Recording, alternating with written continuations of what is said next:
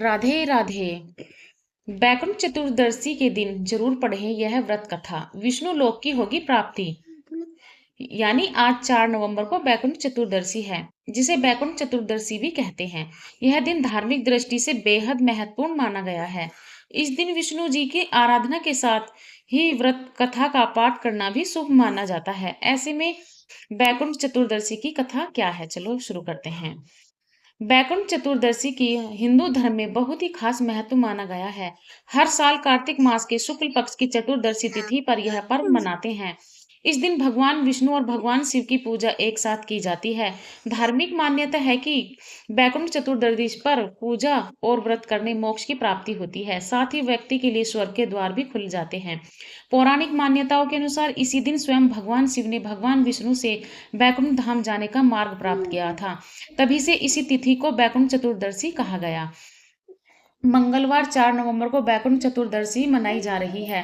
बैकुंठ चतुर्दशी के इस शुभ अवसर पर व्रत कथा का पाठ करना जरूरी माना गया है और मान्यता है कि इस कथा को पढ़ने या सुनने से विष्णु लोक की प्राप्ति होती है। ऐसे में पढ़ते हैं बैकुंठ चतुर्दशी की कथा।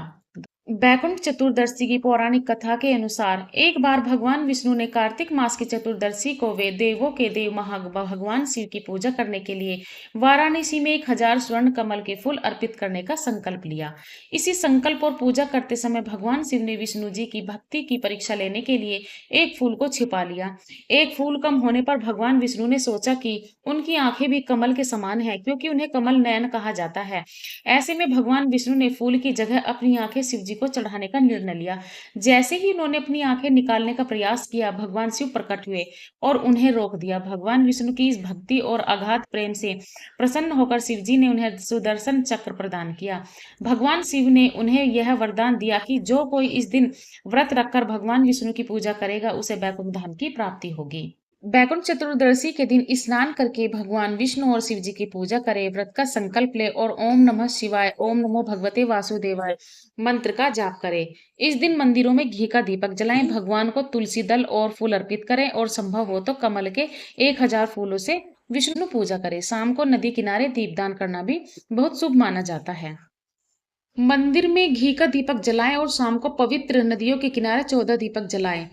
व्रती को आप फलाहार व्रत रख सकते हैं, जिसमें दिन में 2 से 3 बार फलाहार या कॉफी चाय आदि ले सकते हैं। बैकुंठ चतुर्दशी के दिन स्नान करके भगवान विष्णु और शिव जी की पूजा करें, व्रत का संकल्प लें, ओम नमो शिवाय। भगवान विष्णु के लिए पीले फूल और पीला चंदन और भगवान शिव के लिए सफेद चंदन, धतूरा, बिल्वपत्र और सफेद फूल अर्पित करें। गंगा जल में पंचामृत से भगवान शिव का अभिषेक करें और विष्णु जी को भी स्नान कराएं। पूजा के दौरान बैकुंठ चतुर्दशी की कथा पढ़ें या सुने। पूजा के अंत में कोई गलती हो गई हो तो माफी मांगें। इस दिन श्राद्ध और तर्पण का भी महत्व है। पवित्र नदियों में स्नान करना और दान पुण्य करना शुभ होता है। राधे राधे। मान्यता है कि इस दिन शिव भगवान को तुलसी दल अर्पण किए जाते हैं और विष्णु भगवान को बेलपत्र चढ़ाए जाते हैं। एक ऐसा ही ये दिन है बैकुंठ चतुर्दशी का दिन, जो शिव जी को तुलसी दल और विष्णु भगवान को बेलपत्र चढ़ाए जाते हैं।